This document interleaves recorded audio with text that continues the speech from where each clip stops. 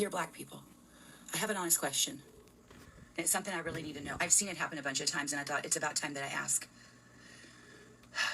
Is it usually like one-on-one with you guys, or is it like 30 on one, and everyone just jumps in and it's like a free-for-all? Is it nature versus nurture? Is it something that you're taught, or does it just come naturally? Because I'm kind of like a fair kind of girl, and it's just like one-on-one, and you just, mind your own business. But it seems like there's just videos going around. It's like 30, 40 people against like one or two people or a woman. And I really wanted to know that. Where does that come from? Like, what about honor? I mean, don't you want to walk away and know that you fairly? It was that long inhale. She put the drama on for that one. So let's look at her question. She said, is it nature versus nurture? Is it something that you're taught, or something that comes natural?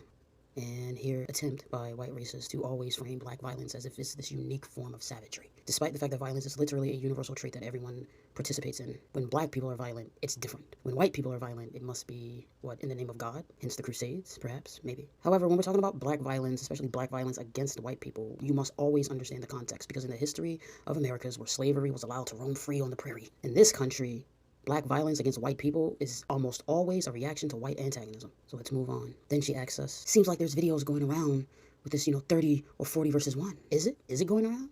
And here is the other common tactic utilized by white racists, in which they have to exaggerate a threat in order to create a false narrative. And this is in spite of the fact that many of them have probably gone decades of their lives without ever even having come in contact with a black person. They always have to create the potential for them to be a victim. Despite the fact that they are clearly a majority in this country, and given the history of this country and the violence that they have perpetuated, we should be more afraid of them than the other way around. And yet, they do it every single time. My favorite one, when she was like, or 30v1 or 40v1 or against a woman. Here we try to utilize frailty of white womanhood, again, contrast against the black savage. Because at least from what I heard, I haven't seen every single video. What I heard was a little homie, she tried to square up with another woman and she just lost that fight, but we'll see what happens. It fascinates me how they always craft narratives. And they are the same narratives that they've had since the dawn of this institution called slavery, or chattel slavery in the Americas. And when they do this type of stuff, this phony attempt at outreach, it's an attempt to shame us for our natural emotional responses. We should be ashamed of our anger and the pain that they cause us, and we should remain silent when they provoke us. Despite the fact that she, as a white woman, is more likely to be victimized by another white person, she has in her head this idea that she is under some type of threat. The myth of the black brute. It's a lie. A lie that they weaponize against us. And I honestly think Christianity, unfortunately, has a lot to do with it. We are attempting to be logically consistent in a world that is inherently illogical. We have to swallow our anger so that we don't offend them or provoke their wrath. Because the history of this country in particular, and the history of Europeans in general, shows where the systemic brutality truly comes from. They want the ability and the right to harm us, to murder us, to antagonize us, to rape us, to kill us, without any kind of response. And then she has the gall to talk about what about honor, and she mentions the word fear. Fair? Fair. Okay, let's look at some images. This is a lynching, in which this body has clearly been burned, mutilated, and chained to a tree. What was the point in this? When you talk about fairness, what was fair about this? Even if you believe that someone deserved to die, did you need to go this far? In the brutality? Was the brutality fair? And look, when talking about nature versus nurture, look who's in the background. Some very young men.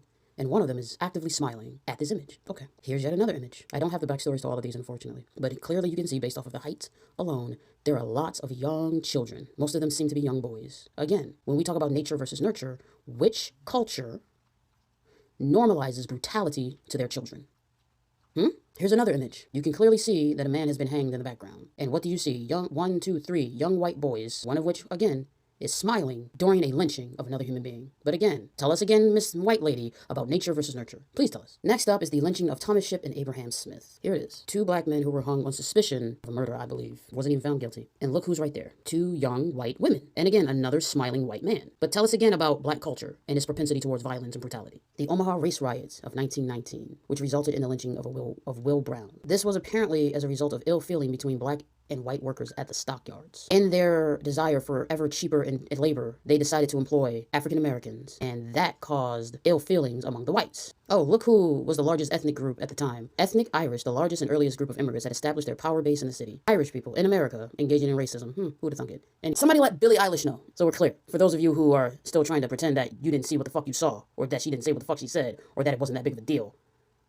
Okay, anyway, again, alleged rape of a 19-year-old, and they arrested 41 Will Brown as the suspect. Again, suspect. Lobeck identified Brown as her rapist. However, during questioning, Brown stated Lobeck did not make a positive identification. What was the result of this? What did the whites do as a civilized group of people? They lynched him, and then they burned his body. Nature versus nurture, but look who's in the crowd. Clearly, another young boy peering over the shoulder of another older man looking at the burning of this black body. Make no mistake about it, they want to continue to do these types of things to us. They do. Hence why they keep leaning into the same old tropes and the same old patterns of their predecessors, their ancestors, where they try to label us as uniquely savage, where somehow our violence and against their antagonism, against their violence is somehow wrong, but theirs is right.